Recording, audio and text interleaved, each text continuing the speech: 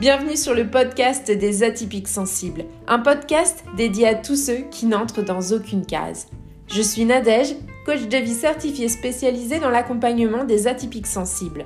Mon objectif au travers de ce podcast est de te permettre de mieux te comprendre et d'oser te montrer tel que tu es. Ensemble, allons faire briller ton unicité. Ici, pas de blabla, mais du peps, de la joie, de la créativité et beaucoup de bienveillance. Si ce podcast te plaît, laisse 5 étoiles et un avis, ça lui permettra de voyager et d'agrandir la communauté des atypiques sensibles.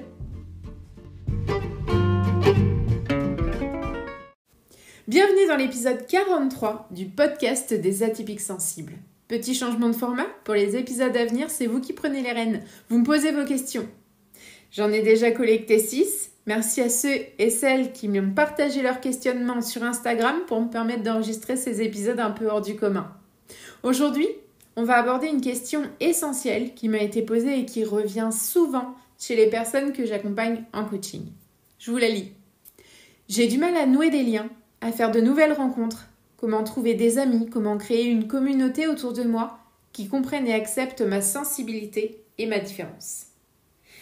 C'est vraiment, comme je le disais tout à l'heure, quelque chose qui revient régulièrement. Donc c'est parti. Je vais dans cet épisode vous donner des conseils pratiques, vous partager des stratégies pour cultiver des relations authentiques et enrichissantes. Pour commencer, j'ai envie vraiment de vous partager quelques stratégies qui permettent vraiment de créer un petit groupe autour de vous, de trouver des amis qui vous comprennent et qui vous acceptent pleinement, parce que c'est quand même ça le but. C'est d'être bien entouré, pas seulement d'être entouré. Et c'est une distinction qui est hyper importante parce que parfois il vaut mieux être peu et bien entouré que beaucoup et mal entouré. Alors déjà, la première des choses que je dis souvent, c'est d'aller vous connaître vous. C'est tout bête, mais en identifiant vos intérêts, vos passions, finalement vous allez pouvoir connecter avec d'autres personnes qui ont les mêmes centres d'intérêt et les mêmes passions. Ça peut être dans des groupes, dans des communautés. Aller participer à des ateliers, des clubs de lecture, des cours de yoga, des clubs de randonnée ou tout autre centre d'intérêt qui vous attire. Et ça, c'est hyper important parce que pour pouvoir commencer à communiquer, il faut qu'il y ait une base. Le centre d'intérêt, la passion, ça va être une bonne base pour entrer en relation. Après ça, il y a d'autres choses aussi. On peut s'engager dans des activités sociales parce que ça vient toucher nos valeurs.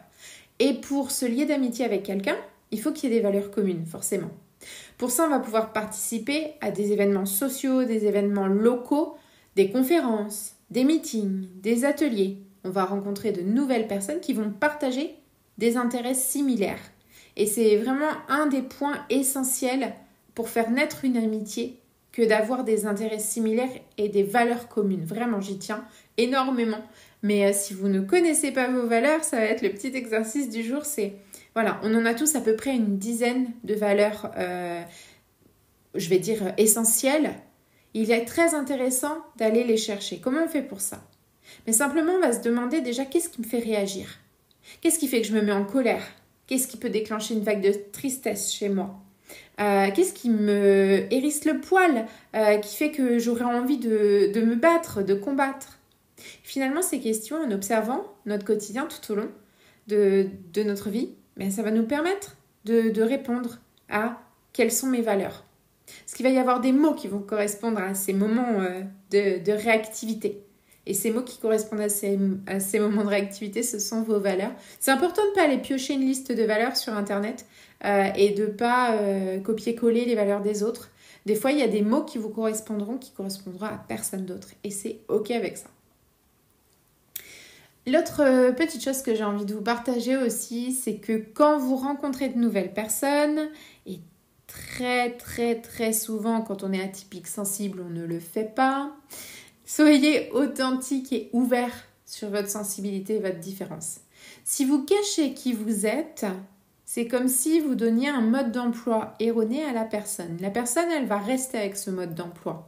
Elle ne va pas comprendre pourquoi ça dysfonctionne par rapport à ce qu'elle a compris de vous. Parce que pour elle, ça va être ça. Ça va être un peu... j'ai acheté un appareil électroménager. J'ai acheté un aspirateur et finalement, il ne fait pas ce pourquoi je l'ai acheté. On n'est pas OK avec ça. Et finalement, là, on se dirige vers une personne parce qu'elle nous montre une partie d'elle qui nous convient. Si on montre une partie de nous qui n'est pas réelle, qui n'est pas vraie, la réalité va vite nous rattraper. Et ça va être compliqué parce que l'autre ne va pas comprendre le changement. Si on montre tout de suite qui on est, alors peut-être qu'il y aura des gens à qui ça plaira pas. Mais ceux à qui ça plaira, et ce sera pour un long temps et un long moment. Donc voilà, ça peut aussi encourager les autres à partager leurs propres expériences et créer des liens beaucoup plus profonds. Ça, c'est vraiment les 4 points essentiels pour moi. Identifier les intérêts et les passions, s'engager dans des activités. On peut rejoindre aussi des groupes en ligne, etc. ou avec des intérêts spécifiques. Et puis être authentique et vulnérable. Parce que finalement, quand on crée une relation, il n'y a que ça de vrai. Soit les gens nous aiment pour qui on est, soit ils ne nous aiment pas et c'est OK. Mais nous, ce qu'on cherche, c'est des relations avec des gens qui nous aiment pour qui on est. Les petits conseils que j'ai envie de vous partager, parce qu'une chose qui revient, c'est aussi, OK, j'arrive à engager des relations, mais ça ne dure pas. Ça s'arrête vite. Il n'y a pas... La relation, elle s'éteint. On a un peu cette impression d'une flamme qui s'éteint. Moi, j'ai envie de vous dire, montrez de l'intérêt et de l'empathie aux autres, en écoutant attentivement leurs histoires et leurs expériences. Déjà, ça, c'est essentiel. Des fois, on est tellement content que la relation soit naissante qu'on va vraiment prendre beaucoup de place et il va falloir créer un équilibre. Cet équilibre, c'est de ne pas que écouter, mais d'aussi être écouté. C'est du 50-50. Et c'est ce qui va renforcer les liens et favoriser le sentiment de compréhension mutuelle. Il faut aussi apprendre à offrir notre soutien et notre aide aux membres de notre communauté. Des fois, on n'ose pas parce qu'on a ce truc de « est-ce que je vais déranger ? Est-ce que vraiment c'est ce qu'il veut ?» La personne en face, on lui offre notre soutien. On peut lui dire « écoute, si tu as besoin d'une oreille attentive, je suis là. » On peut lui dire « si tu as besoin d'aide pour ton déménagement, je suis là. » À cette personne ensuite de répondre positivement ou non à votre proposition. Mais c'est pas raconte-moi tout, dis-moi ce qui se passe. Non, on n'est pas dans l'injonction, on est dans la proposition. Et ça, c'est très important. Souvent, les meilleures amitiés, elles se développent à partir de ça, de solidarité et de partage. C'est une réflexion à avoir. Et puis, il va falloir aussi se bouger un petit peu, c'est-à-dire organiser des événements, organiser des activités et pas toujours attendre que ça nous tombe dessus. Vous pouvez prendre l'initiative d'organiser des rencontres, des activités avec vos amis, où ils peuvent amener d'autres amis pour agrandir la communauté. Ça peut renforcer les liens, créer des souvenirs précieux. C'est important de ne pas toujours être dans l'attente, mais être aussi dans l'action. Du comment je peux me rapprocher de mon objectif qui est de créer des liens avec d'autres.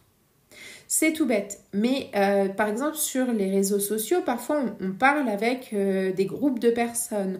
On est dans un groupe. Peut-être prendre l'initiative d'organiser une rencontre en réel. Je sais, ça peut fiche la trouille, mais c'est aussi ça le jeu. Si on participe à des cours de yoga, peut-être proposer d'organiser une sortie au restaurant, je sais pas, peut-être à la fin du cycle de yoga, pour pouvoir échanger avec les autres, peut-être proposer d'aller boire un verre parce que c'est l'anniversaire de telle ou telle personne. Voilà, donc il y a plein de choses à faire, mais c'est d'être aussi moteur. On va être le soutien, on va être l'oreille attentive, mais on va aussi proposer des choses. J'espère que ça vous aura aidé à comprendre un peu comment trouver des amis, comment créer une communauté autour de vous qui comprennent et qui acceptent votre sensibilité et votre différence. Clairement, c'est être soi-même, proposer des choses et être à l'écoute. Avec ces 3 petits points-là, qui paraissent vraiment tout basiques, mais on peut tout changer. Et bien entendu, on n'oublie pas de faire l'exercice des valeurs. Vous pouvez venir me le partager sur Instagram. On me retrouve sous le pseudo les.créa.coaching.2.nad. Et en tapant les créa coaching de Nad, on me retrouve un petit peu partout. N'hésitez pas à me contacter par message privé. Si vous avez une question à laquelle vous avez envie que je réponde dans un épisode. Et il est possible aussi de réserver un appel offert avec moi si vous souhaitez évoquer votre problématique de vive voix. Ce sera toujours un plaisir de voir qui m'écoute aussi en vrai lors d'un échange en visio. Je laisse le lien dans la description. N'oubliez pas de partager ce podcast s'il vous a plu, de lui mettre 5 étoiles ou un avis suivant la plateforme d'où vous m'écoutez. Le prochain épisode paraîtra dans 2 semaines, toujours le mercredi. D'ici là, prenez soin de vous et à bientôt.